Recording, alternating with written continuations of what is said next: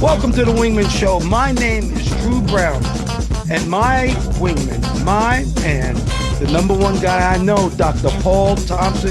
What's up, brother?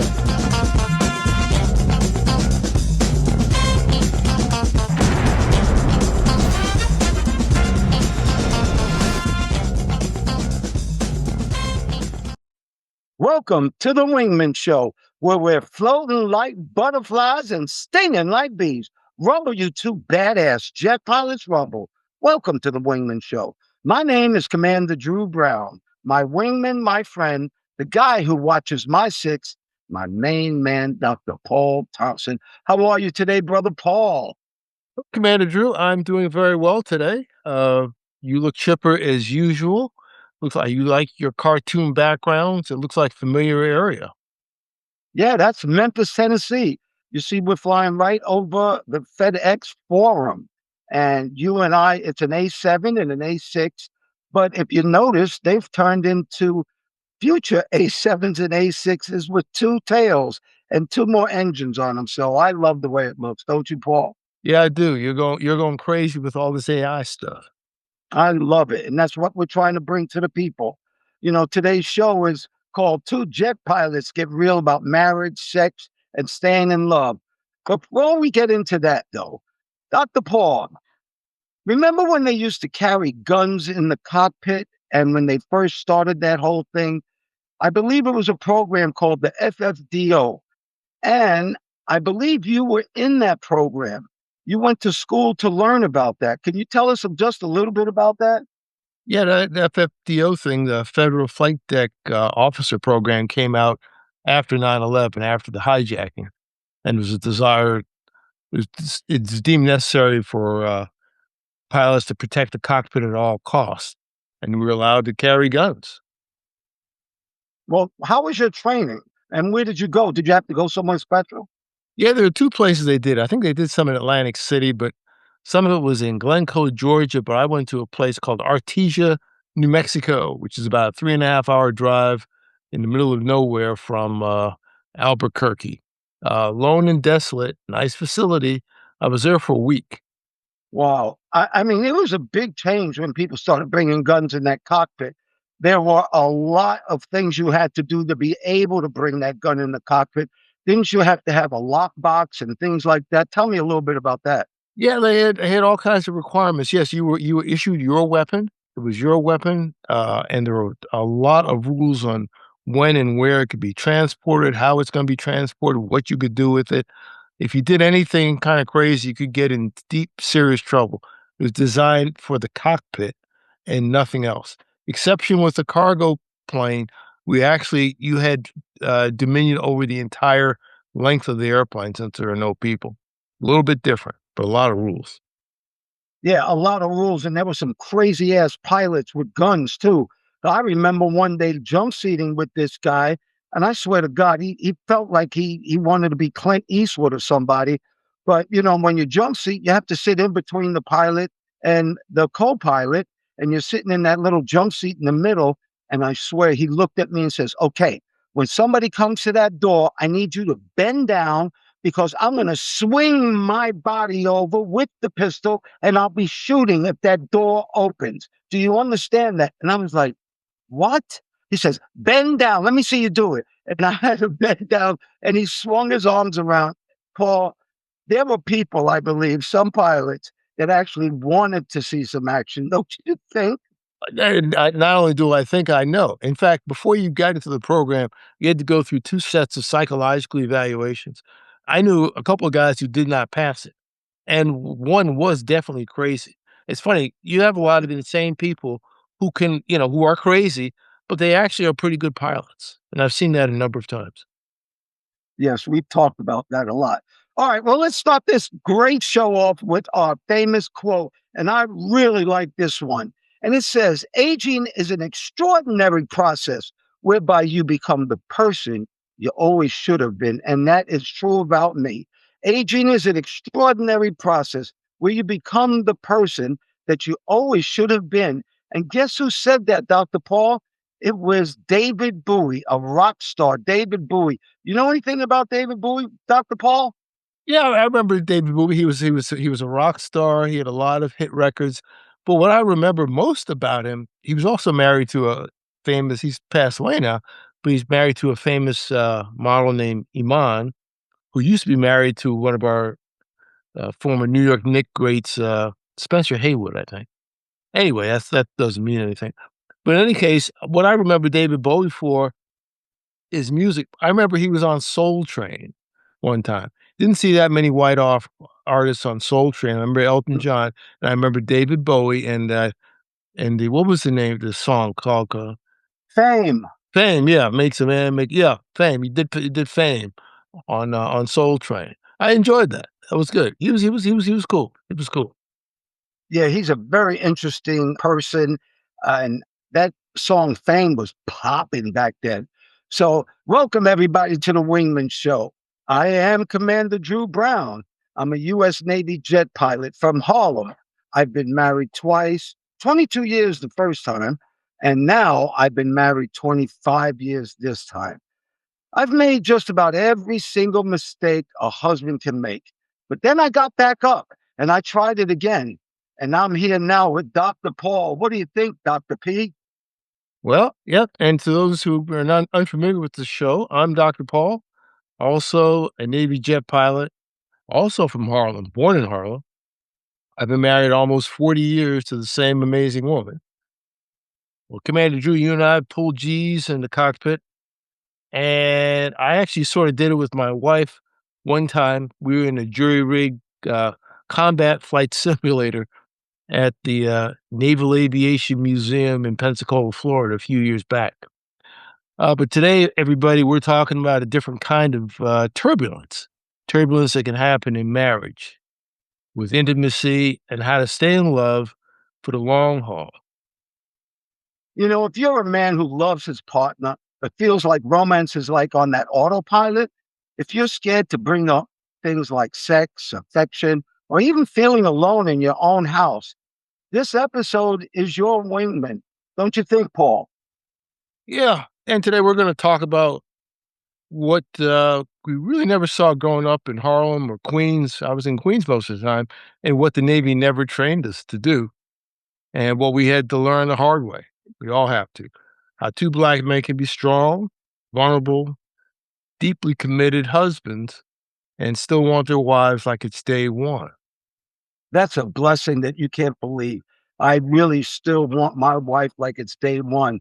So, everybody, strap in. This is real talk about love, loyalty, intimacy from two Navy jet pilots who buried their pride and then we fought for our marriages. You know, Paul, people hear that word Navy jet pilot and they think nothing scares us. But I'll tell you what, there were days I'd rather trot on that pitching carrier deck at night walk into my own living room and say something like, honey, we need to talk. Did you ever have any of those days, Paul?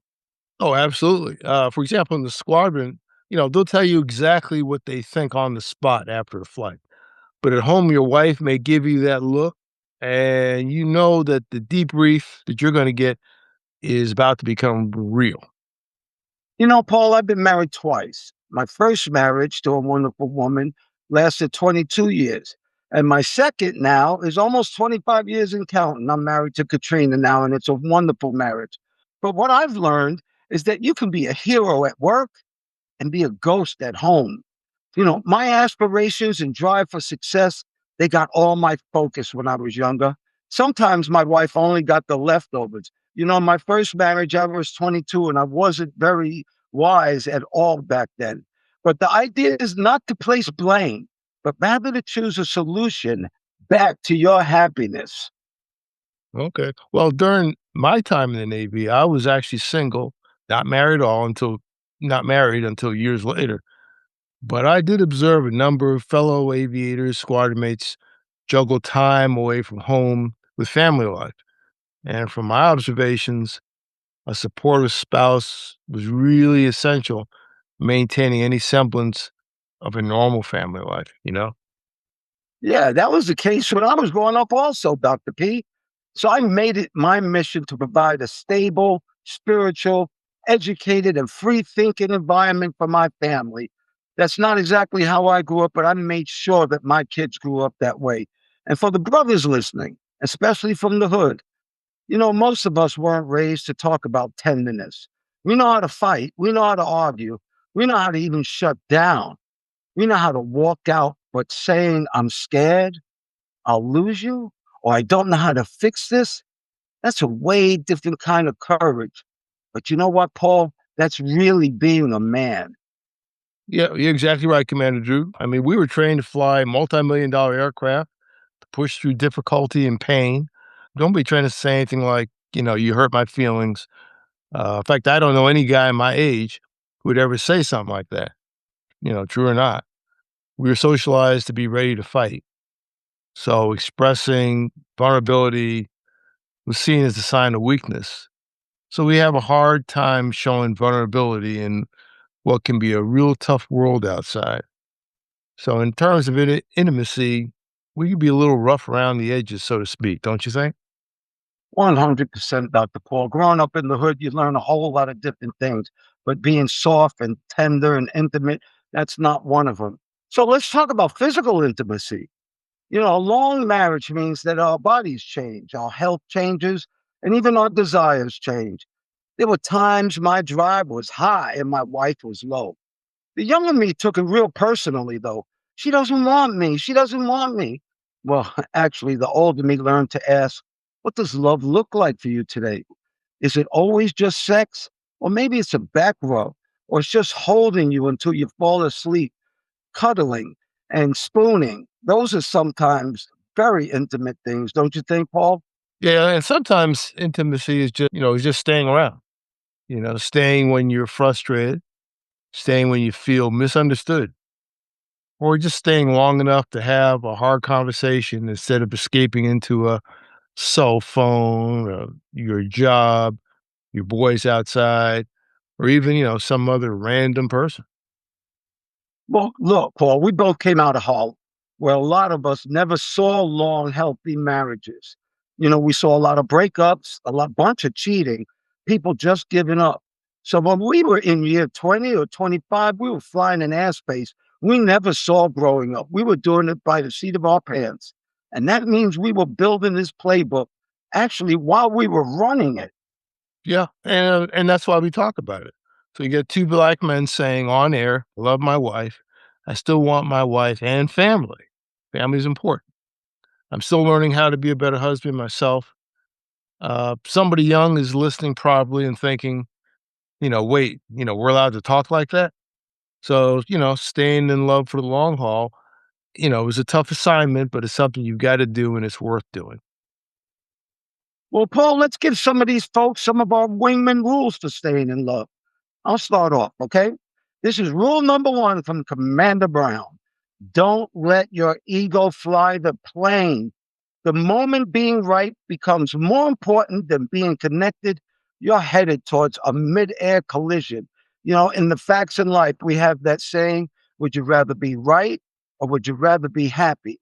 And I know my answer. It's I'd rather be happy. Yeah, Commander Drew, I like your rule number one. Yeah, it's more important to focus on what's right instead of who's right. My rule number one is this: date the person you're already married to. Don't just share bills and kids and frustrations. Take them out every once in a while. Go on a, little date. Look at them across the table like you did when you were trying to court them the first time. So long marriages die from slow neglect, usually not from one big explosion, don't you think? I truly do. Let's go to rule number two for me. Say the quiet stuff out loud. If you're lonely in your own house, say it. If you feel undesired, say it. If you're grateful, definitely say it. Your partner's not a mind reader. They're a human being who needs words and actions, and nobody will ever think like you think. So you have to communicate. What's your rule number two? Yeah, Andrew, my rule number two is, protect the cockpit. We talked about FFDO stuff. Protect the cockpit. That means guard your marriage from distractions and threats, emotional affairs, disrespect. Don't be disrespectful. Secrets and the kind of so called just friends that would embarrass you if your spouse read your messages. If you wouldn't do it with them watching, don't do it at all. All right, I got a rule number three. How about this? Apologize like a grown man. Don't just say, I'm sorry you feel that way. Own it. The greatest three words you can say is, I was wrong. I hurt you. I want to fix it. I've flown emergency procedures in a bunch of jets. And sometimes the emergency procedure in marriage starts with those three words: I was wrong. Learn this $1 million phrase. Dr. Paul, I love this one. I just learned it.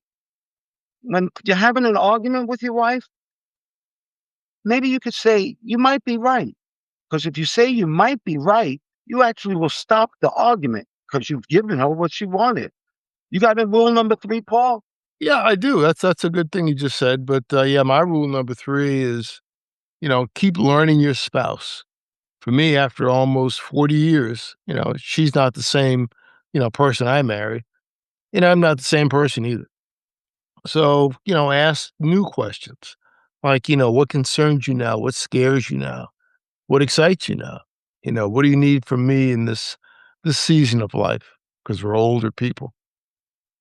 And look, if two kids from home can become Navy jet pilots, husbands, fathers, and still be learning how to love our wives better 20, 30, and even 40 years later, then you can grow too. Your past doesn't disqualify you from a future full of love and intimacy. Your past has nothing to do with now. Yeah. Now is what's important. What do you think? Yeah, I'd say if your marriage is in trouble, think about this. It's not weak to get help. Talk to a counselor, maybe a pastor, a mentor couple, rabbi, whoever. You get instruction to fly a jet, operate an airplane. You're allowed to get instruction doing other things like flying your marriage. Well, on the Facts in Life, we have something called, one of the rules say that asking for help is strength, asking for help and using it is power. So here on the Wingman Show, we're there to tell you something. You're a lot stronger than you think. The world is better than you think. Life is good. Don't you think, Paul? Yeah, it's important to love the people you're around, especially your family. And it's important to love your spouse and your family. And if this conversation hits you in the heart, that means there's something in you that wants to love better, not just louder. Don't ignore that, but just love a little bit better. Yeah, and for you out there, share this episode with at least one person who needs a strong, honest voice in the ear. Maybe a husband, maybe a wife, a fiance, especially a young man who's never seen marriage modeled right. Let us be their wingman too. And believe me, you can do more good than you think. All right, Dr. Paul, you know where we're at now? We're at the good news portion of our show. And, the world right now has wars going on and people dying in different countries. And we always hear about those countries. Well, here on the Wingman Show, what if we told you the top five safest countries in the world, not the ones that have war in them? The Global Peace Index ranks 163 countries, and that covers 99.7 of the world's population. And based on 23 qualitative and quantitative factors, the world's safest countries share several commonalities, like high levels of wealth. They all have money, robust social welfare system, excellent education. How important is that? Effective criminal justice system. And listen to this one because it's important. And their governments are capable of maintaining a healthy relationship with their citizens. And guess who's the number one country? It's Iceland again. They're actually like the champion of global peace. They've been holding that number one position since 2008. This small Nordic island, this nation has mastered the art of tranquility with its low crime rates and policy of staying out of external conflicts. You're not going to believe this. It doesn't even maintain an army. You have the other ones, Paul? Yeah, coming in number two, Ireland claimed second place. Did you know the National Police Force, the Garda Síochána, that means Guardians of Peace, They oversee safety matters effectively. It's got a strong, stable economy. It's got minimal conflicts internally, and it has a welcoming attitude towards migrants for the most part. And that further contributes to its peaceful standing. Austria is really now third place. Haven't been there before, flown over it. New Zealand ranks as the most peaceful country in the Asia Pacific region, and it's actually the fourth globally. And a place you and I both like, Singapore, also joins the Global Peace Index and comes in at number 5. I'm surprised at that. I think it'd be number 1. What do you like Singapore? Have you been to these other places? Yes, we've been to Singapore many times, and I love that country. It is clean, it is nice, the people are nice there, and it is very, very safe. And you know, they have a law there called caning, where they will whip your butt with a cane if you do something wrong. And I think that really does stop a lot of crime. I wish we had caning here, but then again, people would abuse it, and I don't think you should ever get caned if you're innocent. All right, everybody, check out those badass jets we got behind us.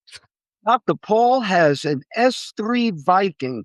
They were the submarine hunters on the carriers. And Dr. Paul, you want to tell us just a little bit about it? Yeah, they replaced something called an S2 Tracker, which was a prop airplane, but it was a jet. I remember seeing them on my cruises.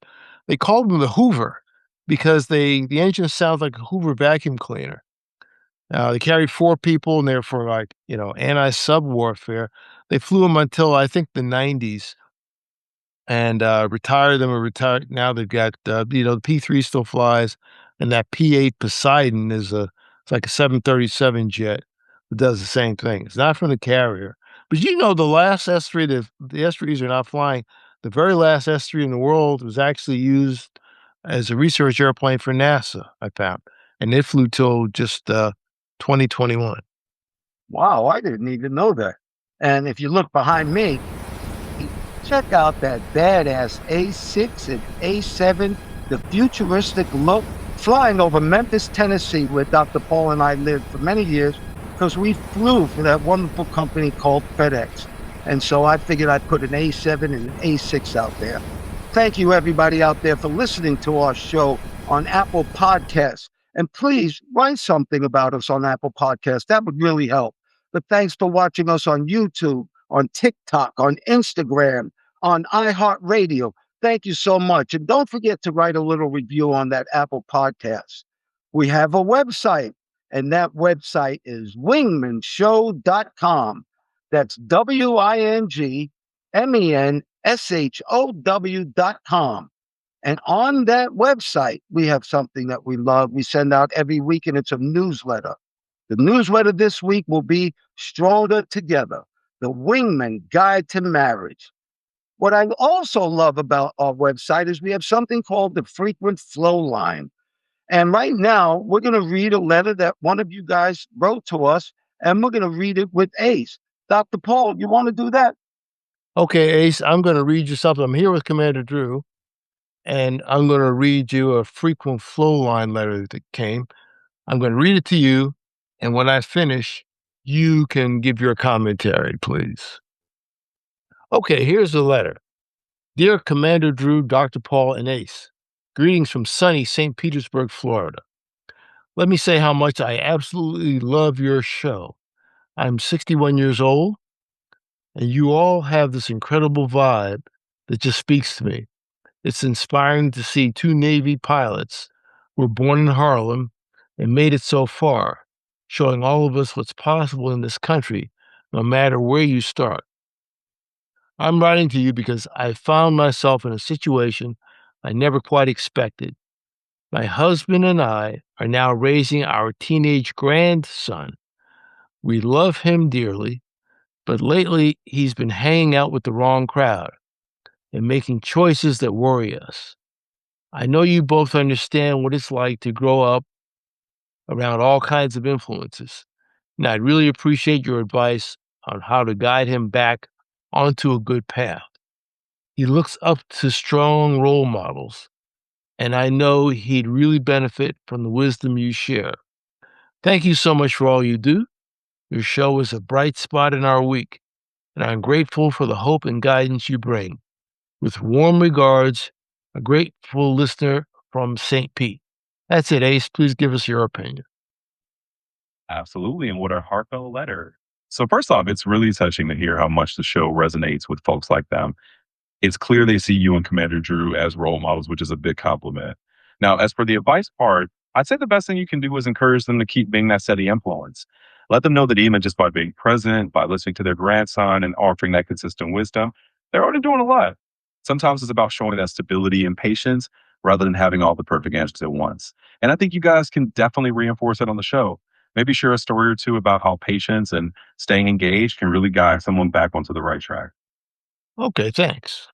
And Commander Drew, what's your opinion? My opinion's pretty simple. I think you need to find your grandson some purpose in life. Find something that he loves to do other than hanging out in the street. Might be a video game, it might be math, it might be fishing, it might be bird watching, who knows?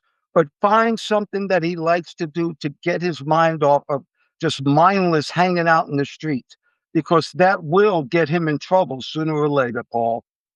Yeah, I agree. I think what's that phrase? It may not be right. An idle mind is devil's workshop or something like that. It's yeah. You got to be involved in something or some things that are constructive. I got this thing on martial arts, but it could be any good organized activity that requires a little bit of discipline, maybe a lot of discipline, something that he may like. So really experiment, see what he's interested in. Don't just let him watch TV or play video games and fall into a rut like everyone else. Yeah, he needs some good leadership and take him around to different people. And I think that martial arts thing is a very, very good idea because they do teach structure and discipline in that. And that brings me to a Wingmen PSA from the 11 Facts in Life under fact number 3. Times of struggle are times of growth proportionally. Times of struggle are times of growth proportionally. Dr. Paul, whenever I struggle, I learn something. And it seems like the harder the struggle, the more I learn. Dr. Paul, why don't you give us our wingman story today? All right, here's our wingman story for this week. It's called Letitia's 30-day window. Her name was Letitia, and she used to joke that she wasn't living month to month. She was living Monday to Wednesday. By Thursday, the gas tank, the fridge, and her nerves were all running on fumes. She had 2 kids, 3 part-time jobs, and a stack of bills that looked like they were regenerating overnight. One night, after a shutoff notice hit the mailbox, she sat in her car and cried, not because of the bill, but because she was tired of feeling dumb, like everyone else got the life manual and she didn't get it. She pulled out her phone to scroll and kind of veg out, as they say. But instead, her eye caught a clip of someone using AI to plan their week and their budget. So for the first time, she thought, what if this thing can help me instead of just stressing me? Sitting in that parked car, she opened an AI app and typed, I'm a single mom, 2 kids, 3 part-time jobs. I'm behind on light and rent. I make about this much money, but I'm exhausted. Give me a simple 30-day plan so I don't drown. She expected a lecture, but what she got was a calm checklist, a list of bills. Some said call 2 companies and ask for a payment plan, cancel 3 little subscriptions she had, pick one night a week to just rest and do nothing else. Do one slot a day, take a little time to look for a better job. It even wrote her a script to use on the phone so she didn't sound shaky. So Letitia decided this: for 30 days, I'm going to treat this phone like a wingman, not a toy. Every night she checked in. Here's what I did, she said. What's my next move? She typed. The AI helped her draft texts and ask her boss for steadier hours and taught her how to say no to extra spending without feeling guilty. And it showed her free online training courses she could do in little chunks. None of this made her rich, but it stopped the bleeding. One late fee disappeared. One payday loan got paid off. One new, slightly better job came through. For the first time in years, she had a tiny cushion and at least one weekend where the light stayed on without a miracle. Here's the key. The Wingman didn't change her zip code. It didn't erase her struggle. It didn't suddenly turn her into a millionaire. But it gave her something survival mode never gives you: options. A voice that wasn't panicked, a plan that wasn't emotional, and permission to believe she wasn't stupid, just overloaded. She had to make the calls. She had to have those hard conversations. She had to drag herself to work tired, but she didn't have to do it alone. And that's what a wingman does. It keeps you from flying alone, flying into the water when everything is loud and ugly. Sometimes that wingman is a person, sometimes it's a tool, sometimes it's a show like this, reminding you you're not your worst bill, your worst mistake, or your current address. You're like a pilot flying through bad weather. And with the right habits and a little technology, you can climb higher and clear that weather. That's what I think, Commander Drew. How about you? Well, if you're in that survival mode right now, your assignment this week is simple. I'd like you to write a one-page reality check, plug one leak, and sit down with AI for just one honest question about your next 30 days, not your whole life, just your next 30 days. That's your wingman mission. You do that, and we'll keep flying with you on the Wingman Show. Everybody out there who can hear my voice, whatever you think is important, whatever you think is beautiful, and especially whatever makes you happy, may you have that today and forever. I pray for peace. I pray for peace too, Commander Drew, and we appreciate all those who listen, like, and share our message. Please become a subscriber. It helps the algorithm. Also, if you're listening to us on Apple Podcasts, write us a review. That also helps. We look forward to seeing you again. Take care. Thank you once again, Dr. Paul Thompson, my friend. Thank you for your love, your time, and that's something that we won't ever get back. I want to thank all the listeners, too. Thank you so much for doing the show, Dr. Paul. We're jamming. Well, thank you, Mr. Drew, for inviting me on. Always good to talk to you. And ladies and gentlemen, please remember to like, share, and subscribe to this podcast or any of the podcasts. If you're looking at YouTube, they say smash the like button. Don't smash it. Just press it gently and refer to use as a link to all your friends. You can also look at us on our website, wingmenshow.com, WINGMEN show, SHOW.com, altogether, wingmenshow.com. And we hope to see you in the future. Thanks again, Mr. Drew. Oh, you're welcome. And we're still floating like butterflies and stinging like bees. Rumble, you badass jet pilots, rumble. May there be peace on earth, and goodwill towards all men and women.